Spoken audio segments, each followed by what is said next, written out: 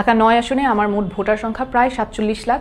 নির্বাচন কমিশনের আইন অনুযায়ী আমি মোট ব্যয় করতে পারবো ৪৬,৯৩,৫৮০ টাকা, এবং এই টাকাটা আমি আপনাদের কাছ থেকে চাই।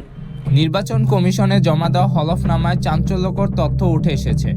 জনগণের কাছ থেকে তোলা ৪৭ লাখ টাকা ফেরত দিচ্ছেন না তাসনিম জারা। ঢাকা ৯ আসনে স্বতন্ত্র প্রার্থী তাসনিম জারা তার নির্বাচনী ব্যয়ের বড় একটি অংশ মেটাবেন সাধারণ মানুষের কাছ থেকে সংগৃহীত অর্থ দিয়ে।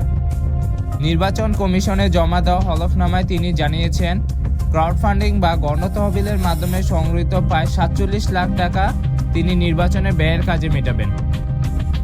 হলফনামার তথ্য অনুযায়ী গত ২২ ডিসেম্বর জাতীয় নাগরিক পার্টিতে থাকাকালীন ফেসবুক পোস্টের মাধ্যমে নির্বাচনী তহবিলের জন্য অনুদান চেয়েছিলেন তাসনিম জারা।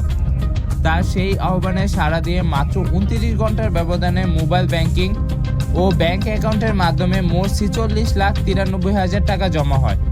বর্তমানে তিনি দল থেকে পদত্যাগ করে স্বতন্ত্র প্রার্থী হিসেবে লড়লেও জনসাধারণের কাছ থেকে পাওয়া এই অর্থ তিনি নির্বাচনে খরচ হিসাবে ব্যবহার করবেন।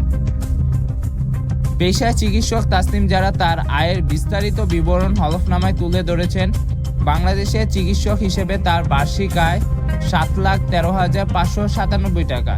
এছাড়া বিদেশ থেকে প্রাপ্ত আয় ৩,২০০ পাউন্ড সহ তার মোট বার্ষিক আয় দাঁড়ায় প্রায় ১২,৪০,৫৯৭ টাকা। তার অস্থাবর সম্পদের মূল্য ২২,৩০,১৯০ টাকা। তবে হলফনামায় তার কোনো স্থাবর সম্পদের তথ্য উল্লেখ নেই। তাসনিম জারা স্বামী খালেদ সাইফুল্লাহর বার্ষিক বিদেশি আয় দেখানো হয়েছে ৩৯,৮০০ পাউন্ড, যা বাংলাদেশি মুদ্রায় প্রায় ৬৫,০৫,০০০ টাকা। ঢাকা ৯ আসন থেকে স্বতন্ত্র প্রার্থী হিসেবে মনোনয়নপত্র জমা দেওয়ার পর থেকে আলোচনায় রয়েছেন চিকিৎসক ও সোশ্যাল মিডিয়া ইনফ্লুয়েন্সার তাসনিম জারা।